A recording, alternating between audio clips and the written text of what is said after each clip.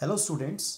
आज हम Gauss law के तीसरे अनुप्रयोग या एप्लीकेशन को डिस्कस करेंगे, जो है आवेशित लंबे तार के कारण विद्युत क्षेत्र या electric field near a long charged wire.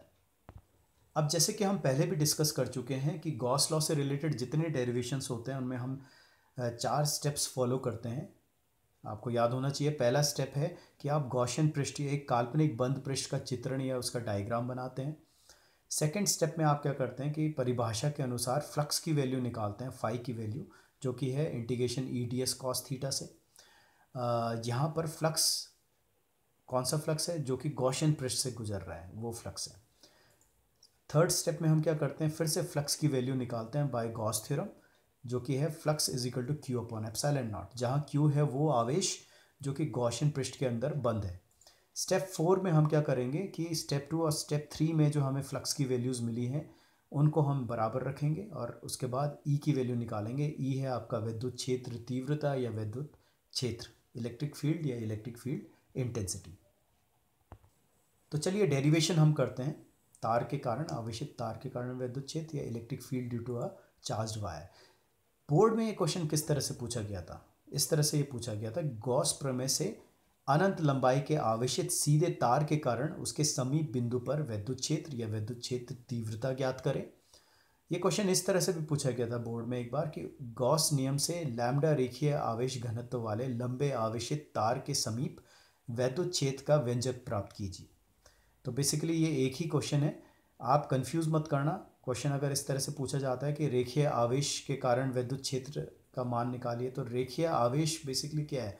वो अगर आप किसी तार को अगर आवेश दे देते हो तो एक तरह से वो रेखीय आवेश ही तो है, क्योंकि तार को आप एक रेखा मान सकते हो।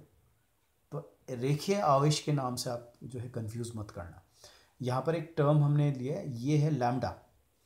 लैम्डा है और इन्होंने बोला है रेखीय आवेश घनत्व। तो बेसिकली रेखीय आवेश घनत्व हम लैम्डा से दिखाते हैं और इसकी वैल्यू होती है क्यू अपॉन एल, जिसके बारे में हम आगे डिस्कस करेंगे।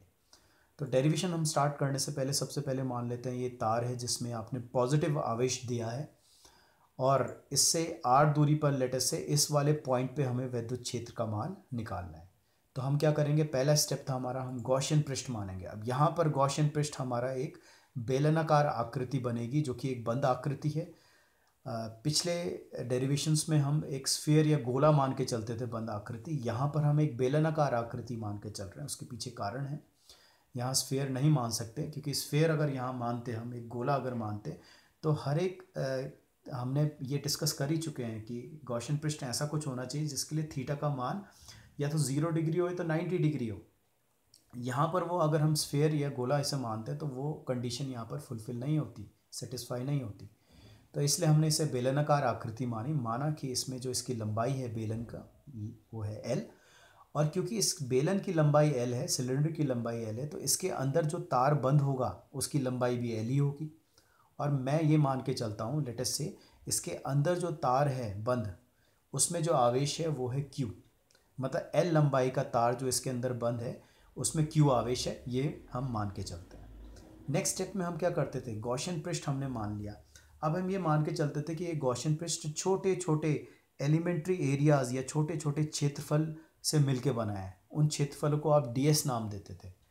तो यहाँ पर भी आप वही करने जा रहे हो, बट यहाँ आपको एक चीज़ ध्यान देनी होगी। यहाँ पर पूरे बेलनाकार पृष्ठ को हम 3 पृष्ठों में विभाजित कर सकते हैं या डिवाइडेड मान सकते हैं। ये 3 पृष्ठों से मिलके बना है बेलन। पहला पृष्ठ है आपका ये वाला पृष्ठ, जो कि आपका है सर्कुलर एरिया, वृत्ताकार पृष्ठ। ऐसे ही आपका नीचे वाला तीसरा भी आपका क्या है, वृत्ताकार पृष्ठ। और ये सेकंड वाला पृष्ठ कौन सा है? सेकंड वाला है वक्र पृष्ठ, जो कि है कर्व्ड एरिया किसी बेलन का या सिलेंडर का। तो हमने 3 पृष्ठों की बात की कि ये पूरा बेलन जो है 3 पृष्ठों से मिलकर बना है। तो क्योंकि ये 3 पृष्ठों से मिलकर बना है, तो इसमें जो आप एलिमेंट्री एरिया या छोटे क्षेत्रफल यहाँ डीएस जो मानोगे वो भी 3 प्रकार के होंगे। अब कौन कौन से प्रकार के? सबसे पहले आप तीसरे में देखो, एक शेडेड एरिया या स्मॉल डीएस, जिसको कि आप एलिमेंट्री एरिया या छोटा क्षेत्रफल बोल रहे हो, कुछ इस तरह से हो सकता है। ऐसे से आपका पूरा वक्र या आपका वक्र पृष्ठ या कर्व्ड एरिया बना होगा। अब इसके लिए आपको ई और डीएस की दिशा देखनी है, किधर होगी? आपको देखो डीएस की दिशा किधर होती है हमेशा, बंद पृष्ठ से बाहर की डायरेक्शन में। तो डीएस की दिशा होगी ऐसे बाहर की डायरेक्शन। ई की दिशा क्या होगी? ई की दिशा भी बाहर की डायरेक्शन में होगी, क्योंकि अगर ये पॉजिटिव चार्ज है तो ई की दिशा पॉजिटिव से हमेशा दूर होती है। तो आप देख रहे हो डीएस की दिशा, ई की दिशा बाहर की दिशा है, मतलब दोनों के बीच एंगल जो थीटा हम लेके चलते हैं वो यहाँ पर 0 लेके चलेंगे। तो ये तो था एक प्रकार का एलिमेंट्री एरिया या छोटा क्षेत्रफल। दूसरा प्रकार का एलिमेंट्री एरिया कहाँ हो सकता है, यहाँ पर हो सकता है। तो लेट अस से वो आपने शेडेड एरिया ऐसा कुछ दिखाया, तो इसके लिए अब ई और डीएस की दिशा किधर होगी आप खुद देखिए। डीएस किधर होगा, डीएस होता है बंद पृष्ठ से हमेशा बाहर की दिशा में, लंबवत बाहर की दिशा में। तो लंबवत बाहर की दिशा कौन सी होगी, ऐसे कुछ होगी। तो ये तो हुई डीएस की दिशा। ई की दिशा किधर होगी, ई की दिशा आप खुद देखिए पॉजिटिव से दूर होती है, तो पॉजिटिव से दूर किधर होगी, ये होगी लेफ्ट साइड में ऐसा कुछ।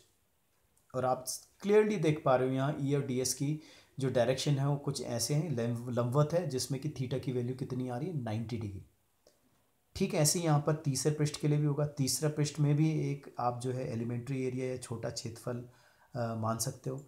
वो कैसा होगा, ऐसा कुछ होगा। डीएस की डायरेक्शन क्या होगी, वही आउटवर्ड बंद सरफेस के लंबवत ऐसा कुछ होगा। ई की दिशा क्या होगी, वही लेफ्ट की दिशा, ऐसे पॉजिटिव से बाहर की दिशा में। तो आपने देख लिया कि डीएस जितने हैं आपके, मतलब एलिमेंट्री एरिया ये छोटे क्षेत्रफल हैं, वो 3 प्रकार के हैं आपके। एक तो इसके लिए है, एक इसके लिए है वक्र के लिए, और एक इसके लिए। इसके लिए थीटा की वैल्यू 0, इसके लिए 90 डिग्री, इसके लिए 90 डिग्री। अब हम कैलकुलेट करते हैं सेकंड स्टेप में फ्लक्स की value phi is equal to integration E D S cos theta से, फॉर्मूले से। अब integration E D S cos theta अगर हम इंटीग्रेट कर रहे हैं तो ये आप देख रहे हो ये बबल साइन हमने यूज़ किया, क्यों, क्योंकि हम पूरे बंद पृष्ठ की बात कर रहे हैं। अब क्योंकि आप पूरा बंद पृष्ठ हमने 3 भागों में विभाजित कर दिया, तो यहाँ पर इस फॉर्मूले को भी हमने 3 भागों में विभाजित करना पड़ेगा।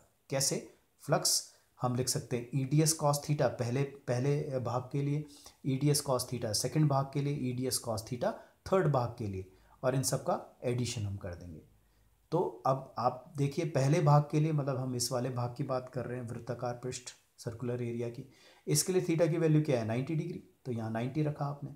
यहाँ पर सेकेंड वाले पृष्ठ के लिए थीटा की वैल्यू क्या है, 0 डिग्री, तो यहाँ पर थीटा की जगह 0 रखा आपने। थर्ड वाले पृष्ठ के लिए थीटा की वैल्यू कितनी है, 90 डिग्री, तो यहाँ थीटा की जगह आपने 90 रखा। और आपको पता होना चाहिए कॉस 90 की वैल्यू 0 होती है, तो अगर कॉस 90 की वैल्यू 0 होती है तो ये टर्म भी 0 हो गई और ये वाली टर्म भी 0 हो गई। तो आप देख पा रहे हैं ये टर्म 0, ये टर्म 0, और cos 0 की वैल्यू 1 होती है। तो ये एक्सप्रेशन आपका आ जाएगा इंटीग्रेशन ई डी एस। तो फ्लक्स की वैल्यू हमारी आ जाएगी इंटीग्रेशन ई डी एस। अब आपको ध्यान रखना है ये इंटीग्रेशन ई डी एस में आप कौन से डी एस की बात कर रहे हो, जो कि सेकेंड भाग से निकल के आ रहा है। सेकेंड भाग मतलब वक्र वाले भाग में, वक्र वाले भाग में जितने आपके डी एस होंगे वो सब के सब आर दूरी पर होंगे इस चार्ज्ड वायर से। तो इसका मतलब क्या है, सबके लिए ई की वैल्यू सेम होनी चाहिए, कांस्टेंट होनी चाहिए, नियतांक होनी चाहिए। और जो कांस्टेंट होता है इंटीग्रेशन से बाहर आ जाता है। तो यहाँ पर भी फ्लक्स की वैल्यू हम क्या करेंगे, फाई इज इक्वल टू ई, बाहर आ गया इंटीग्रेशन डी एस। अब ध्यान देना है यहाँ पर इंटीग्रेशन डी एस क्या होना चाहिए। इंटीग्रेशन डी एस पहले हम एक गोला हम मान के चल रहे थे, स्फेयर मान के चल रहे थे, वो हमारा इंटीग्रेशन, उसका जो क्षेत्रफल था वो इंटीग्रेशन डी एस था। यहाँ इस वाले सिचुएशन में ये डी एस कौन सी डी एस की, हम भाग सेकंड की बात कर रहे हैं, मतलब वक्र पृष्ठ की बात कर रहे हैं। तो वक्र पृष्ठ में जितने आपके डी एस होंगे छोटे एरियाज, उनको जब हम जोड़ेंगे तो क्या बनेगा, वो बनेगा हमारा बेलन का जो वक्र पृष्ठ है उसका क्षेत्रफल, मतलब कर्व्ड एरिया ऑफ सिलेंडर जो है वो ये बनेगा। अब कर्व्ड एरिया कितना होता है आपको याद होना चाहिए, 10th में आपने पढ़ा होगा कि बेलन का जो वक्र पृष्ठ होता है उसका क्षेत्रफल होता है 2πrl। आप ऐसा मान सकते हैं कि ये कुछ इस तरह से आपका ये कर्व्ड एरिया कैसे बनेगा, एक आपने सपोज एक चूड़ी रखी, फिर उसके ऊपर दूसरी चूड़ी रखी, चौथी चूड़ी रखी, तो आपको क्या मिलेगा, एक वक्र पृष्ठफल मिलेगा।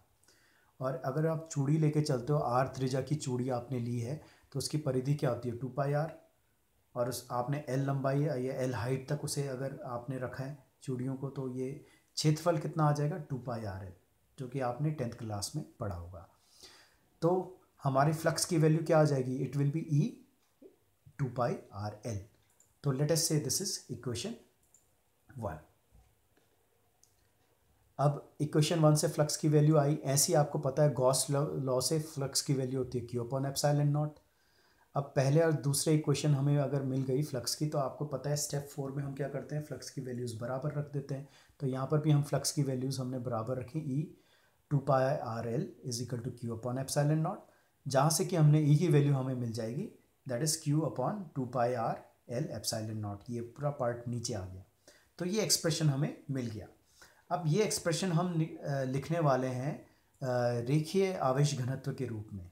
तो रेखीय आवेश घनत्व जो कि आप लैम्डा से दिखाते हो होता है Q अपॉन L। अब ये आपको समझ में आना चाहिए क्या है। आपने घनत्व तो पढ़ा है 11th क्लास या 10th क्लास 9th क्लास में आपने पढ़ा है। घनत्व क्या है? वो द्रव्यमान घनत्व की बात का आप करते हो, जो कि मास डेंसिटी है। द्रव्यमान घनत्व क्या होता है द्रव्यमान अपन आयतन, मास अपॉन वॉल्यूम। बेसिकली वहाँ क्या मानते हो, वहाँ ये मानते हो कि जो द्रव्यमान या मास है वो पूरे वॉल्यूम या आयतन में फैला हुआ होता है। यहाँ क्या हो रहा है, यहाँ पर एक आवेश है जो कि तार या रेखा में फैला हुआ है, इसलिए हम यहाँ पर रेखीय आवेश घनत्व की बात करते हैं, जो कि लैम्डा से इंडिकेट होता है। और क्योंकि वहाँ पर m अपॉन वी हम बोल रहे थे, मास डेंसिटी जब हम द्रव्यमान घनत्व बोल रहे थे हम m अपॉन वी, यहाँ पर लैम्डा हमारा होगा Q अपॉन L, क्योंकि आवेश कहाँ फैला हुआ है, लंबाई में फैला हुआ है। तो ये आपको ध्यान रखना है।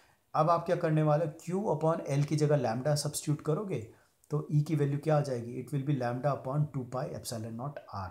तो E की फाइनल ये वैल्यू आ गई। ये डेरिवेशन आपको याद रहना चाहिए। और साथ ही साथ आप अगर इसे करो तो यहाँ पर रेखीय आवेश के लिए E का मान जो है वो अवित अनुक्रमानुपाती आ रहा है 1/r के, इन्वर्सली प्रोपोर्शनल टू 1/r। तो इस कंक्लूजन से भी आप ये चीज़ ध्यान दे रहे हो। ज़रा पीछे वाले का भी आप जो आपने पढ़ लिया है, विद्युत क्षेत्र अलग अलग चार्जेस के लिए आपने पढ़ा है। बिंदु आवेश के लिए E का मान जो होता है वित्त अनुक्रमानुपाती होता है 1/r² के। डायपोल या द्विध्रुव के कारण E का मान जो होता है वित्त अनुक्रमानुपाती होता है 1/r³ के। और यहाँ पर क्या आ रहा है, E का मान वित्त अनुक्रमानुपाती आ रहा है 1/r के। तो ये था डेरिवेशन एक आवेशित तार के कारण विद्युत क्षेत्र या रेखीय आवेश के कारण विद्युत क्षेत्र। अब हमारा जो नेक्स्ट डेरिवेशन होगा वो होगा आवेशित प्लेट या चार्ज प्लेट के कारण विद्युत क्षेत्र। तो that's all, thank you all of you, stay fit and stay safe.